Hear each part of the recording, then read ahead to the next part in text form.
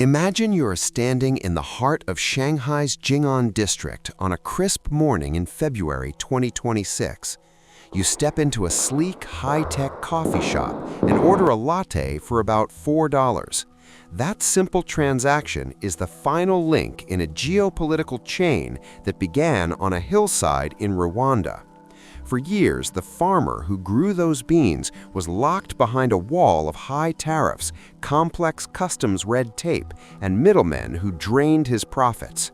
While the Western world is busy building trade fortresses and raising barriers on electric vehicles, China has done the unthinkable.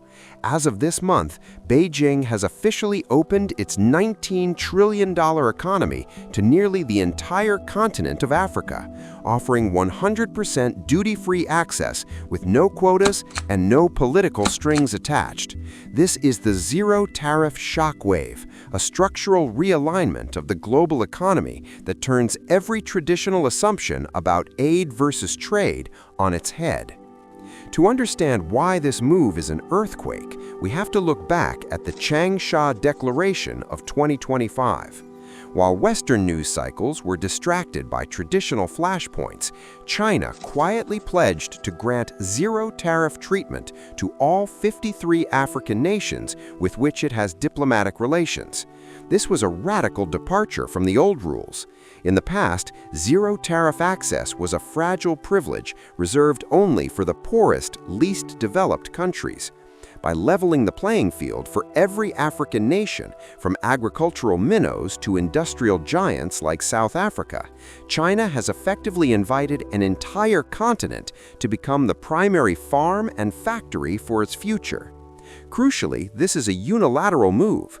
Unlike traditional Western trade deals that demand reciprocity, requiring Africa to lower its own taxes on Chinese cars in exchange for access, China is telling African leaders to keep their protections in place. It is an anti-IMF model that offers a direct invitation to the world's largest middle-class market without the usual lectures on governance or budget cuts. The magnitude of this shift is tied directly to the sheer scale of the $19 trillion Chinese consumer engine. China is no longer just a workshop for the world. It is a consumer fortress with a middle class of over 400 million people, larger than the entire population of the United States. These consumers are no longer just looking for cheap goods. They are hungry for specialty coffee, organic avocados, and premium minerals.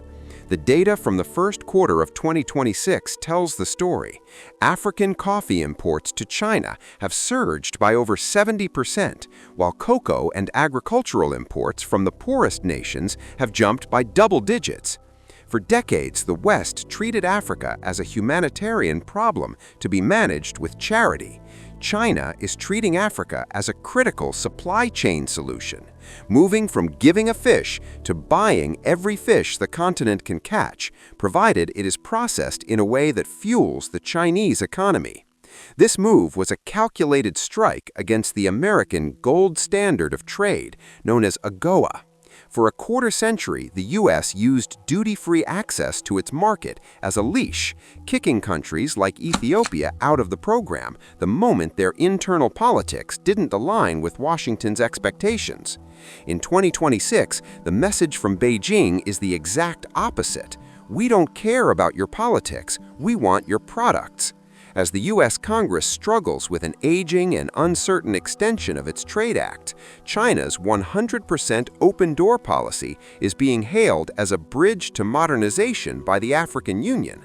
The dragon is offering a permanent, predictable marketplace, while the eagle is seen as offering a temporary, conditional favor.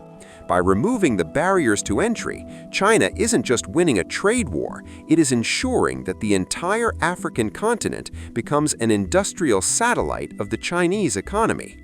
Finally, we have to recognize that this is the centerpiece of President Xi Jinping's small and beautiful pivot. China realized that building massive, multi-billion-dollar railways wasn't enough if the goods moving on those rails were stuck in customs. Today, the focus has shifted to the pipes of trade. China is establishing green lanes that allow African perishables to clear customs in less than 24 hours and setting up technical standards laboratories directly on African soil. They're teaching African farmers how to meet Chinese food safety standards, which effectively Chinesifies the entire production chain. If your seeds, your fertilizers, and your packaging are all calibrated to the $19 trillion Chinese market, you aren't just a partner anymore, you are a component. China hasn't just opened a door, they have built a world where the easiest path to prosperity for any African entrepreneur is to follow the dragon's lead. Let's find out the story behind unlocking the $19 trillion Golden Gate. For decades, the greatest tragedy of African trade was the extraction trap. Africa would send raw logs to China and then buy back expensive Chinese furniture. They would send raw iron ore and then buy back Chinese steel beams. This classic colonial imbalance kept Africa poor while fueling China's industrial growth. But in 2026, the zero-tariff shockwave is bringing about a fundamental shift in how things are done. China is no longer just looking for dirt and oil. They are encouraging Africa to climb the industrial ladder. This is the era of the value-added explosion, where the Made in Africa label is being manufactured in Chinese-backed industrial parks, from Ethiopia to Zambia.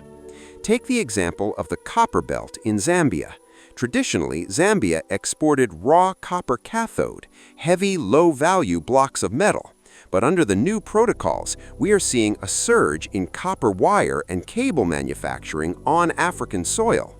Chinese firms like the China Non-Ferrous Metal Mining Group are building economic cooperation zones where Zambian workers are trained to smelt, refine, and draw copper into high-tech wiring. Because these finished products can now enter China with zero tariffs, it's suddenly cheaper for a Chinese EV manufacturer to buy a finished copper harness in a factory in Lusaka than to import the raw metal and make it in Shanghai. This is a win-win that the West never offered. China gets cheaper components for its green energy transition, and Zambia finally gets the industrial jobs it has dreamed of since independence. This revolution isn't just happening in heavy industry, it's happening on the dinner table. One of the most significant breakthroughs of 2026 is the green lane for African agriculture. Historically, African farmers were blocked by sanitary and phytosanitary barriers, the high-tech red tape of food safety. A Kenyan avocado could be the best in the world, but if it didn't meet a specific chemical standard, it would rot at the dock. China's response has been to export its own labs. They're setting up testing centers directly in African ports, essentially pre-clearing African fruit before it ever leaves the continent. Today, an avocado from a farm in Rwanda can reach a supermarket in Guangzhou in less than 20 days, entering duty-free and ready for sale. This has turned agriculture into a green gold rush, with Kenyan avocado exports to China surging by over $100 million in a single season. But there's a deeper, more tactical layer to this shift that most analysts miss: the standards war. By providing the technology, the labs, and the training for these new industries, China is quietly ensuring that African products are built to Chinese specifications. If an Ethiopian textile factory uses Chinese looms, Chinese dyes, and follows Chinese sizing standards to take advantage of the zero-tariff market, that factory is effectively locked in. It becomes incredibly difficult for that factory to switch to the European or American market because their entire production line is calibrated to the dragon's requirements. China hasn't just bought the product, they are owning the operating system of African industrialization. They have created a world where the easiest path to prosperity for any African entrepreneur is to align their entire business with Beijing. Finally, we have to look at the small and beautiful pivot in logistics. The era of the $10 billion train to nowhere is being replaced by micro-infrastructure. In 2026, China is focusing on cold chain logistics, massive refrigerated warehouses, and specialized shipping containers that prevent food spoilage. They're building the digital Silk Road in the form of e-commerce hubs. Platforms like Alibaba's Electronic World Trade platform in Rwanda are allowing small farmers to sell directly to Chinese consumers via live streaming. On a single Singles Day shopping festival in late 2025, over 30 tons of Rwandan coffee were sold in seconds to Chinese viewers. This bypasses the traditional Western wholesalers entirely. China has built a direct digital pipeline from the African farm to the Chinese smartphone, making the $19 trillion market feel like it's just one click away for the average African producer. While zero tariffs sound like a gift, the economic data from early 2026 reveals a much more complicated reality. Despite the surge in African coffee and copper exports, Africa's trade deficit with China actually widened in 2025, hitting a staggering $60 billion. The paradox is simple. China is opening its door to African fruit, but it is simultaneously flooding the African continent with high-tech machinery, passenger cars, and solar panels. While a Rwandan farmer celebrates a $1,000 increase in his annual coffee sales, his government is spending $100 million on Chinese-made electric buses and 5G network equipment.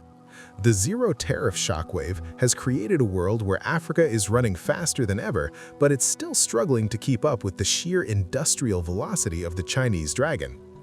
Beyond the trade deficit lies a more invisible form of influence: the digital yuan. In January 2026, the People's Bank of China officially redefined the eCNY as digital deposit money, a move that has effectively embedded Chinese currency into the cross-border payment systems of several African nations. Through a platform called mBridge, which has seen a 2,500-fold increase in transaction volume since its early trials, African businesses can now settle their zero-tariff trades directly in digital yuan, bypassing the US dollar and the SWIFT system entirely.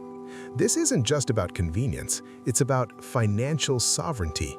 By trading in yuan, African nations are shielding themselves from US sanctions and dollar fluctuations, but they are also locking themselves into a Chinese financial ecosystem.